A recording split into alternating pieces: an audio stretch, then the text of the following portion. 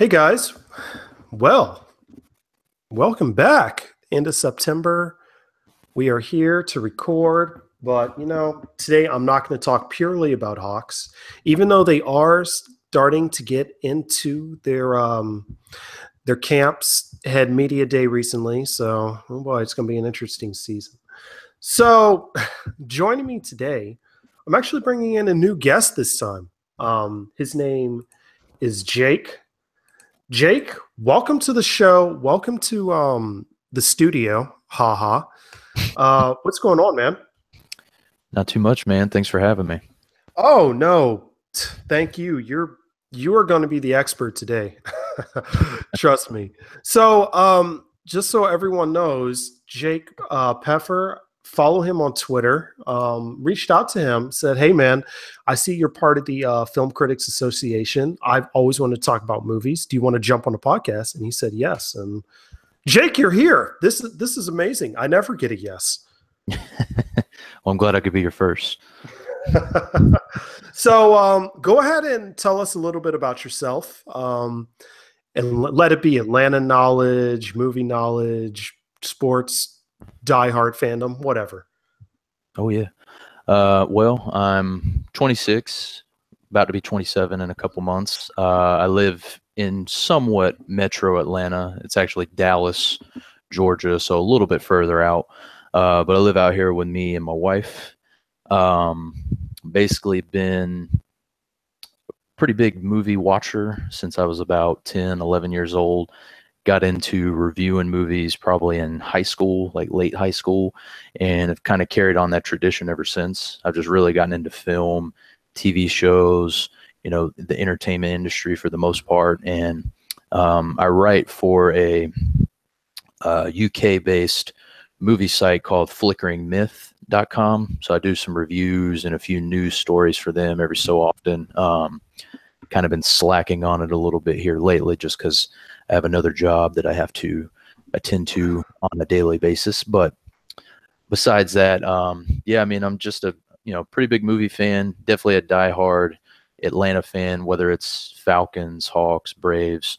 I kind of put my heart into all those companies. So that's kind of me in a nutshell.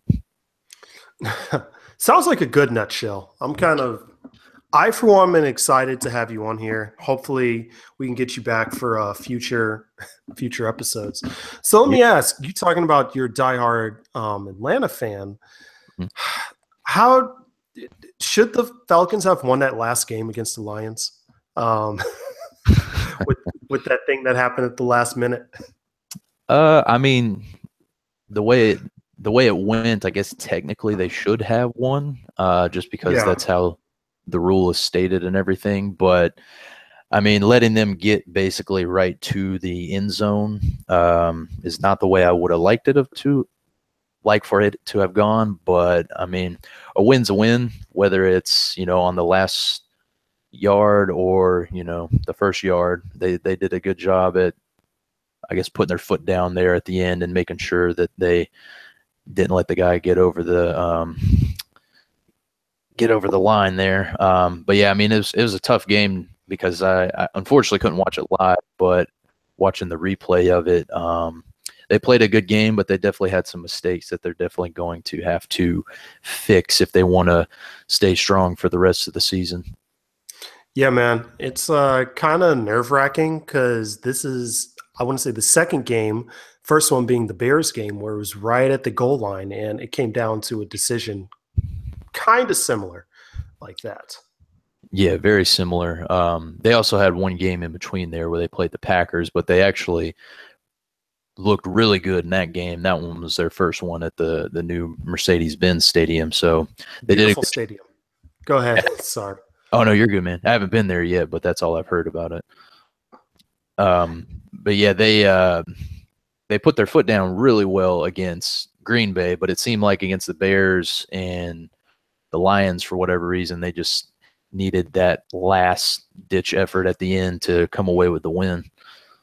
Now, something that I would actually kind of find hilarious, everybody knows how at the end of the game there was a 10-second runoff because of a mistakenly called touchdown by the referee. Now, the argument is that I'm hearing from everyone in Detroit is they could have gotten another playoff. However, I want to say there was like 8 seconds left or something like that. Do you know?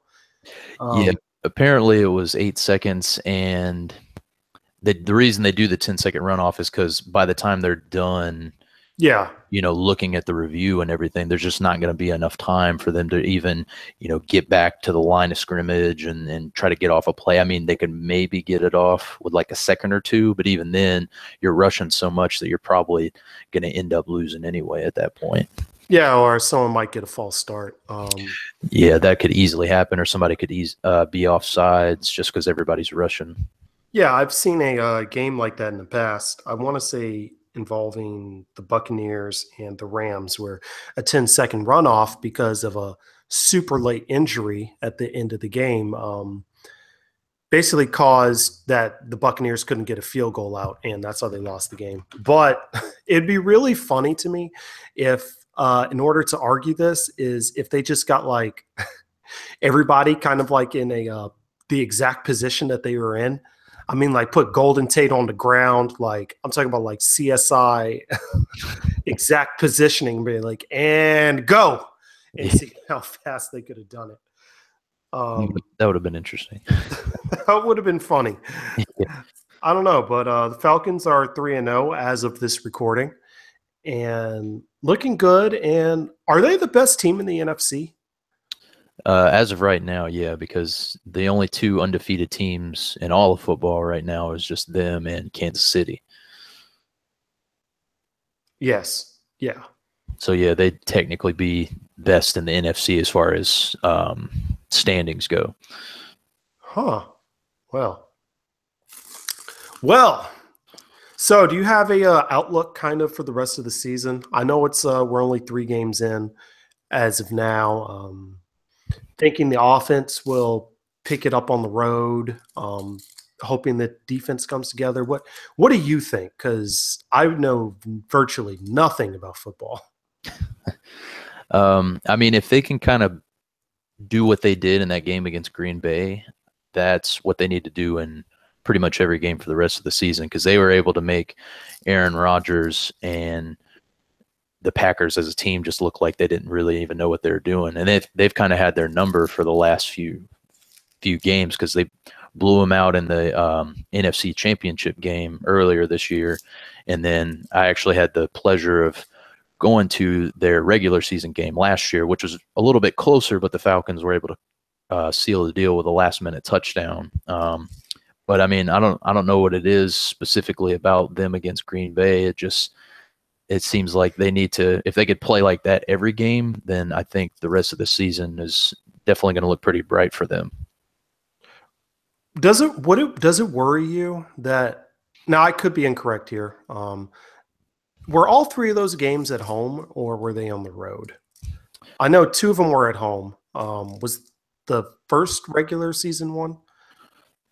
Actually, the only one that was at home was the Green Bay one. The Chicago and Detroit games were both on the road. Oh, well, sorry. Excuse me. I'm sorry. I meant to say like the Green Bay games, and since you were saying they had their number, I was wondering.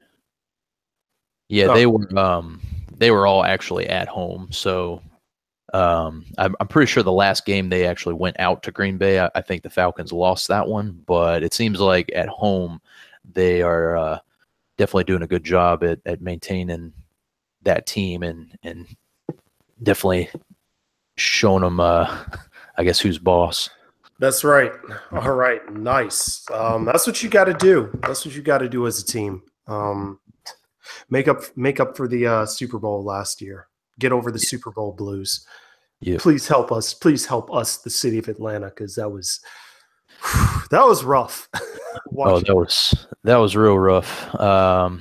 Yeah, but I mean, whether they get back this year or not, I think the future looks bright for them because they got a pretty solid young core of players. So whether it's this season or next season or, a couple seasons down the road, I think they'll eventually get back, and hopefully this time they'll be able to close it out rather than be up for 3 quarters and then drop it there at the end. Oh, boy. Well, Um, yeah, future is bright with them. To me, future is bright with the Atlanta Hawks. They're finally rebuilding. Jake, I know you probably haven't heard my thoughts on this for forever, and not everybody agrees. So feel Mm. free to tell me I'm wrong, but I'm kind of glad, having looked at the contracts the last 3 years of the team. I've kind of stated they needed to start a rebuild a year ago when we know that basically the guys aren't going to be coming back. And it's a year late, and they managed to get a couple of assets, not really as many as they could, but we're in for some trust the process going on these next couple of years. Seems like it, yeah. They I think they're moving in the right direction though, because I've said for the last couple years they maybe need to turn things around, because that season where they won 60 was a great season. It was so fun watching them, and they had that, 19 game win streak, and the team looked really good, and kind of like the Falcons last year, they had that kind of brotherhood type thing going on. But as ever since they got swept by the Cavaliers in the championship series, it Yeah. never felt like the same team quite after that. It was boy, that was the most fun, and that's when I started recording CawCast. When I started to do all the heavy lifting, thanks to everyone that was helping me, but that was the most fun I think I've had watching the Hawks in my life. Mhm. Of course, after that season, Damari was a free agent. We were kind of forced to play Kent Bazemore. We had injuries in the playoffs. And that's kind of when the rebuild should have been discussed, because we knew Horford was a free agent and Millsap was going to be one along with Teague. But I guess whatever. That's in the past. I don't want to go down that rabbit hole again, Yeah. because brought you on for a reason, Jake. Oh yeah, yeah. So so everybody out there, so they know, I'm a huge fan of movies. I've actually kind of gotten into them maybe the last 4 or 5 years. Old as crap in my late age of 29 right now. I probably started watching them, more getting into them about 4 years ago, 4 or 5 years ago. And I noticed Jake is always like telling me where I'm wrong on Twitter. And I say, you know what? I need to bring him in here so he can correct me on everything that I have, that I think. So, Jake, I want to talk to you about a movie you recently saw, or saw most recently, Mhm. about getting down with the clown. Talking about the movie It, Stephen King's It. It's been out for a couple weeks now. How many weeks? 2 or 3? Still top 5 in the box office, so that's good. Yep. Cool. So, first of all, um, you know what? Let's go ahead and say, since it's been 3 weeks out, this is going to be a spoiled filled kind of review and thought and reflection. I'm terrible with trying to keep stuff a secret. So, Jake, give me your thoughts on the film. I'll tell you real quick, I liked it, but go ahead. We leave it to you. Well, I was really impressed by it. I'm a semi fan of the old 1990 TV movie that they made that was pretty cheesy for its time, but had a few good elements in it, especially Tim Curry as the clown. I thought he did a really good job there. But this new adaptation of it, I think they kind of knocked it out of the park. Now, I've never actually read the book myself, so I can't attest to how true it stayed to it. But from that's been one of the main things they've said, that it definitely rings a lot truer to the book than some other Stephen King adaptations. So it's nice to hear. I'm not much of a reader, but it is nice to know, when a movie is based on something, they try to stick as close as they can to it.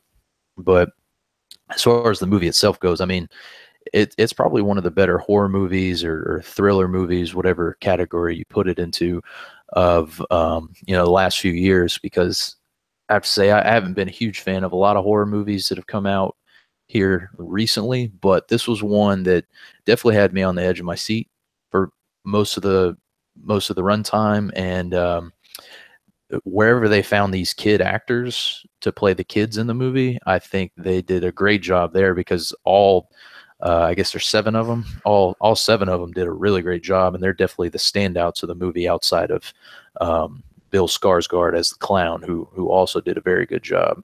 But N- oh yeah, Now, oh, excuse me. Real quick. So, just for reference, I believe the kids you're talking about, they're part of in the movie as the Losers Club, as they so and so call themselves. yeah. Don't ask me to recite all of their names. I can tell you Bill, Beverly, and that's all I know. Sorry. No, well, they're the main two, so that's good enough. Yeah. Yeah. So you really liked it. Horror is a funny thing to me because I always kind of wonder if how do I put this? I kind of well, first of all, I agree with you saying you didn't really like a ton of horror movies that have come out recently. Well, I don't know if you consider Get Out a horror movie, but it's more Uh, of a kind of a thriller-ish. yeah, Oh, that was one of the better ones here recently too. Whether you put it in the horror or thriller category, that was one of my favorite movies from this year. Actually, I forgot it came out this year. It's been so long now. yeah. It's up there, one of my favorites of what I have seen. Most recently, only other horror movie I can think about is oh boy, I can't think of the name of the film all of a sudden because it went blank. It's a film where the guy is blind in the house and they're trying to get around him. Get Yeah, Out? No, not Get Out. Don't Breathe. Don't Breathe. That's what it is. Yeah, that was actually really good too. I forgot about that one. I think that was last year. I'm not sure. But something I want to ask and something I've always been curious about horror movies is do you feel horror movies get like graded on a scale? Not really scale, but kind of like a curve. Probably so, because they're definitely one of the they don't kind of hit the same marks as most other films. Like when you watch, a comedy, a drama, action movie, they definitely have certain pieces that they typically hit. Where horror kind of goes in a little bit of a different direction. So I do think when people try to review them or rate them or whatever it might be, they definitely do it more on a curve because you definitely have to, just because there's something different about that genre that it's trying to do to you versus most other genres. Yeah. Well, in the most recent film we're talking about, um, it was, I don't know, I enjoyed it. I thought it was a horror movie, but also, I don't know, it had a little bit of coming of age. So it didn't feel like a pure horror movie. But one thing I want to ask is do you feel, and when I say on a curb, I mean kind of like, I see mistakes that are made in horror movies that oftentimes critics or people will ignore. But then if it's in, say, a drama or action or thriller, those mistakes will get brought up. Um, do you see that often, or am I just incredibly crazy and need to move on and ignore it? Is there anything specific like to happen maybe in this movie that you would see in another movie that wouldn't be as criticized so much? Okay, yeah, okay. Again, this is spoiler territory, everybody. Again, this is just an example that I questioned.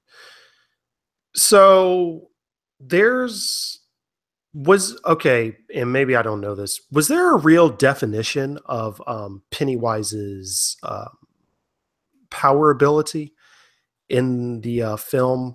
As in, like, was he only restricted to be around the gutter or sewers or pipelines? Was that how that worked? They don't really say for certain because he does kind of pop up every now and again in other places. I know most of it. I think the sewer is kind of like his hiding ground, so he kind of does stick around there for the most part. But he does show up in a few other places, so I guess he's not just restricted to the sewers, but they don't really. That's not something they really say for certain, so I can't say for sure on that. Well, I was just questioning because there just seemed to be time where he magically, not magically, but um, he had these electrical technical abilities that allowed him to either be a TV station or jump out of a photo. Jeez, the scene where he jumped out of the little family vacation photo viewing, which actually I found very effective to me because that made me jump out of my seat. But that was one of the better jump yeah. scares in the movie. Yeah, it was. Gee, it made it good. Was it wasn't like a cheap jump scare? It was actually like, oh, this is something right here. Yeah, they definitely earned that one. But okay, I'm probably giving you a poor example. Let me give another one. Um, So at some points of what I understand, Pennywise is more as a manipulator of illusions. You see that through the film. Well, there's a scene in here where there's a room covered in blood, and I guess the adult could not see the blood, therefore proving it to be an illusion. But however, at the same time, I kind of wondered what was kind of the point of the kids, the Losers Club, coming in and spending who knows half a day cleaning up this room. Like, did the uh, illusion of the blood turn into a physical object? And my question to that was, I feel in other films, if you get something that's kind of makes you wonder this, it would get killed by critics or by I guess just viewers in general because it's not following their own set of rules. That Right. I don't know. That's my super long example to give. No, I know where you're coming from because that was something in the original TV movie that I had wondered as well because they have a similar scene to that. Really? Okay. Yeah, it doesn't go on as long as far as them like cleaning it up and everything. They do, but it's not like a huge 80s montage type thing. But from my understanding, I believe in the book, there's like Pennywise is more than just a clown. He's kind of this force that has taken over the town that they live in. And whenever bad things happen, adults either ignore it or just don't see it the same way that kids do. So I think that's why when the blood is all over the bathroom, Beverly's dad he's either ignoring it or just doesn't see it and thinks she's, just acting out, I guess, for attention. But the kids can see it because I guess the force is stronger against them versus adults in a way. I've never really been clear on that particular point of the plot, but that was my understanding as far as the way it is in the book. I guess it didn't translate as well maybe over into the movie since they don't go into too much depth explaining it. Okay, well, if that's in the book, okay, yeah, okay, if that's in the book, and I understand, the book's like 1,000 something pages long, so it's going to be impossible to get everything from the book into the film. However, I don't know. I question just some of the stuff where it's like, yeah, you glossed over it because it's the book, but at the same time, is this something that we're just ignoring that we should kind of like let go? Because that seems like a detail like that would get absolutely just shredded apart if it were any other kind of like property or movie genre. Yeah, and I think it ties into because there's going to be a second It coming out. I think they just announced it's going to be 2019 when it does come out. But the way it goes in the book and the original movie is it takes place when they're kids and when they're adults, as far as fighting Pennywise and trying to get him, out of their town and out of their lives. So I think that aspect of it, as far as the adults and other people in the town not being able to see certain things that the kids can, I think might get a little bit more explored in the second part of it.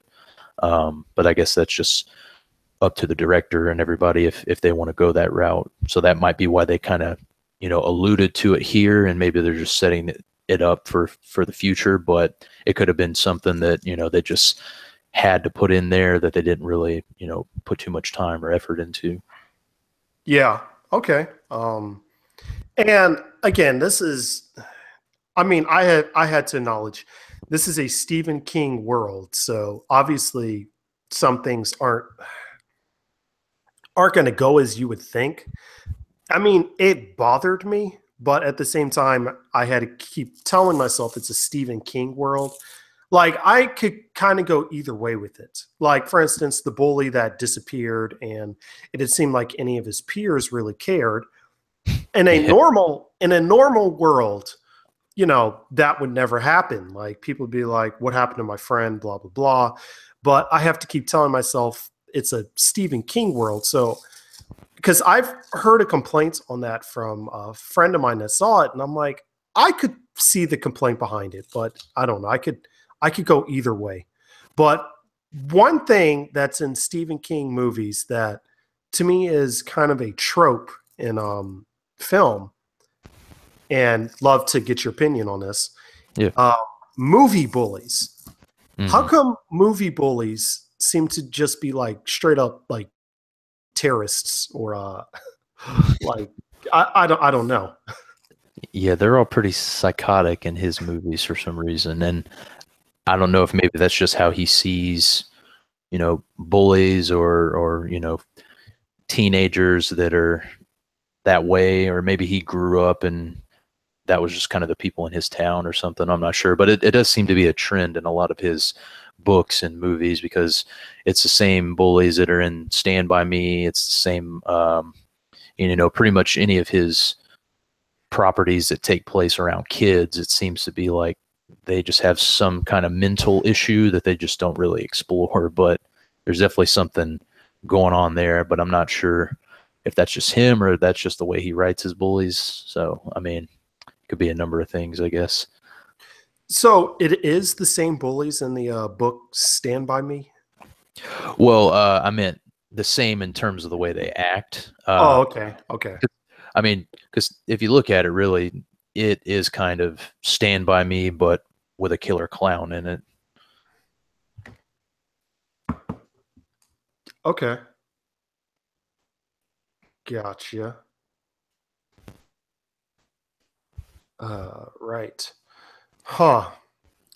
See, I have to ask, I'm not too familiar with all Stephen King's works. However, I am familiar enough to know that everything is within his own universe. So that's why I had to ask you.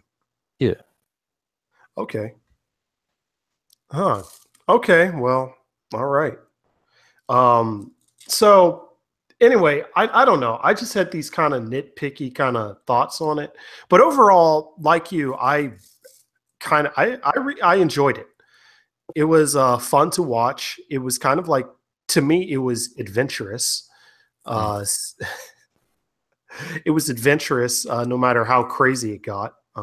Going into that haunted house, the house on the corner. I'll leave it alone that they had an Addams Family house in here, but randomly in the neighborhood. But I'll leave it alone. But it was kind of fun, and seeing my reaction when the little boy walked into the room with all the clowns in it. Yeah, that was definitely one of the more tense moments in the movie. I was like, oh no. I think I actually said that out loud in the theater. I was like, oh no. Yeah, I'm not a big fan of clowns either, so when he went into that room, it's definitely a little frightening. So you said, and I'll try to wrap things up because I noticed we've been recording close to 30 minutes now. Sure.